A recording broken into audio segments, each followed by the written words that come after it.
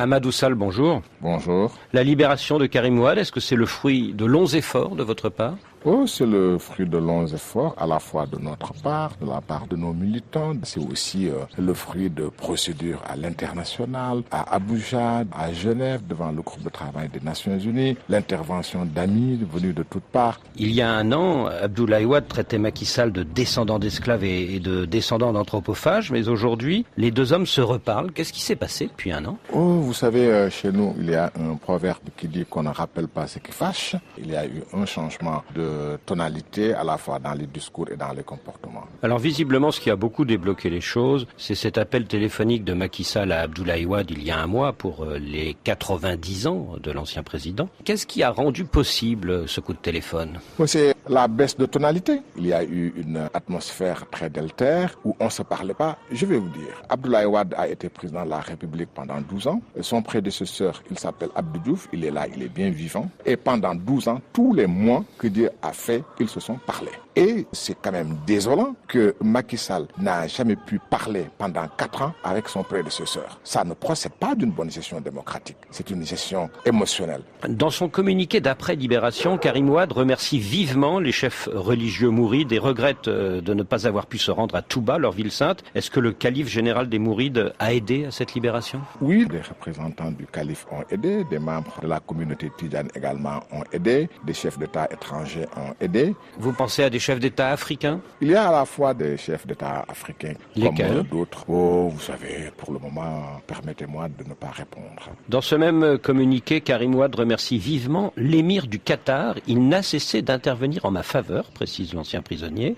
L'émir est l'un des hommes les plus riches du monde. Est-ce qu'il a fait un geste financier ? Non, il a fait un geste amical. Il n'y a absolument aucun soubassement financier dans son intervention. Il a quand même mis à disposition de Karim Ouad un jet privé. Ah oui, c'est tout à fait normal. Vous savez ce qui s'est passé ? Il y a près de 600 000 personnes qui ont fait une demande pour rendre visite à Karim Ouad en prison. C'est énorme. Vous imaginez 600 000 personnes, 1 million de personnes dans les rues pour accueillir Karim Ouad. Ce serait un problème sérieux de maintien de l'ordre. Et pour éviter tout ça, des modalités ont accompagné la décision de grâce. Et l'émir du Qatar, qui est un de ses amis, l'a invité amicalement à être de ses côtés en attendant des jours meilleurs. Et quand on va chez un ami et qu'on est désargenté, parce que Karim Ouad n'a plus un sou vaillant en poche, on lui a tout saisi, il n'a pas de quoi se payer un billet d'avion. L'émir a eu la gentillesse de lui envoyer de sa flotte un avion et il a invité à se refaire une santé à ses côtés. Alors en effet, dans son communiqué d'après-libération, Karim Ouad dit qu'il aurait bien aimé parcourir le Sénégal pour remercier tous ses amis, mais que les conditions de sa sortie de prison en ont décidé autrement. Oui, c'est vrai, il y a eu ces entraves-là. Il voulait très bien aller à Touba, et puis après il est parti. Ça fait partie des modalités qui étaient prévues. Mais je vous dis tout de suite,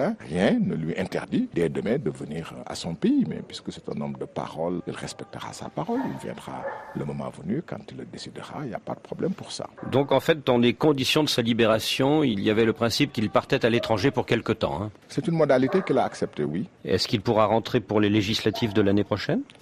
J'en suis absolument convaincu. Il pourra rentrer quand il le voudra. Il n'est pas en exil ? Je ne le dirai pas de cette façon-là. Il séjourne à l'étranger pour le moment. C'est une modalité qui a été prévue. Il rentrera le moment venu. Donc il n'est pas en exil. Je n'ai pas de réponse particulière à donner à cette question. Vous en tirerez les conséquences. Officiellement, Karim Ouad est le candidat de votre parti à la présidentielle de 2019, mais il n'a pas été amnistié, il a été juste gracié, et le ministre de la Justice précise « Cette grâce n'efface pas la condamnation qui figure toujours dans son casier judiciaire ». Oui, je vous rappelle que l'article 28 de notre Constitution évoque les conditions dans lesquelles quelqu'un peut se présenter à l'élection présidentielle. Parmi ces conditions, naturellement, figure le fait de jouir de ses droits civils et politiques. Dans son réquisitoire à la CREI, le procureur spécial avait demandé expressément que la CREI prive Karim Ouad de ses droits civils et politiques, ce qui n'a pas été fait. Donc Karim Ouad n'a pas été privé de ses droits civils et politiques. Il est notre candidat et il peut être notre candidat parce que rien ne lui interdit d'être notre candidat. Mais s'il a un casier judiciaire, il ne peut pas s'inscrire sur une liste électorale.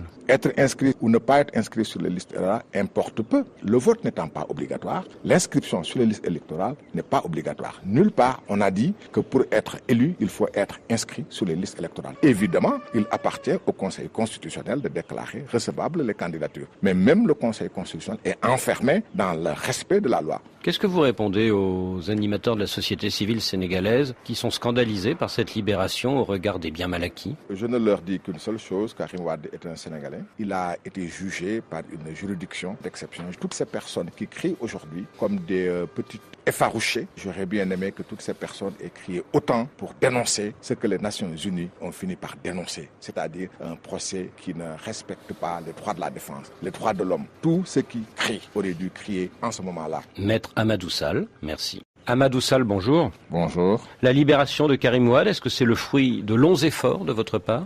Oh, c'est le fruit de longs efforts, à la fois de notre part, de la part de nos militants. C'est aussi le fruit de procédures à l'international, à Abuja, à Genève, devant le groupe de travail des Nations Unies, l'intervention d'amis venus de toutes parts. Il y a un an, Abdoulaye Wade traitait Macky Sall de descendant d'esclaves et de descendant d'anthropophages, mais aujourd'hui, les deux hommes se reparlent. Qu'est-ce qui s'est passé depuis un an? Oh, vous savez, chez nous, il y a un proverbe qui dit qu'on ne rappelle pas ce qui fâche. Il y a eu un changement de tonalité à la fois dans les discours et dans les comportements. Alors visiblement, ce qui a beaucoup débloqué les choses, c'est cet appel téléphonique de Macky Sall à Abdoulaye Wade il y a un mois.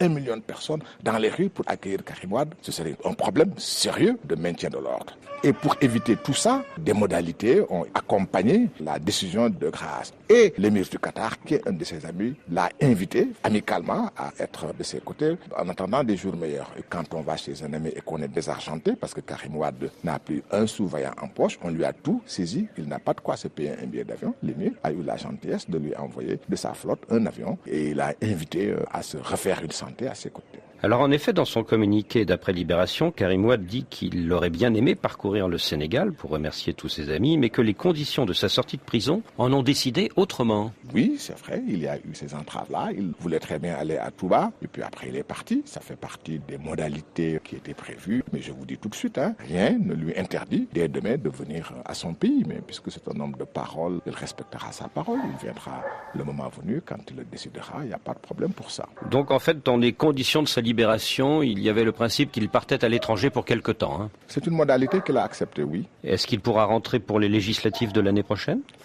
J'en suis absolument convaincu. Il pourra rentrer quand il le voudra. Il n'est pas en exil? Je ne le dirai pas de cette façon-là. Il séjourne à l'étranger pour le moment. C'est une modalité qui a été prévue. Il rentrera le moment venu. Donc il n'est pas en exil? Je n'ai pas de réponse particulière à donner à cette question. Vous en tirerez les conséquences. Officiellement, Karim Wade est le candidat. Entend du calife ont aidé, des membres de la communauté tidjane également ont aidé, des chefs d'État étrangers ont aidé. Vous pensez à des chefs d'État africains? Il y a à la fois des chefs d'État africains Lesquels? comme d'autres. Oh, vous savez, pour le moment, permettez-moi de ne pas répondre. Dans ce même communiqué, Karim Wade remercie vivement l'émir du Qatar. Il n'a cessé d'intervenir en ma faveur, précise l'ancien prisonnier.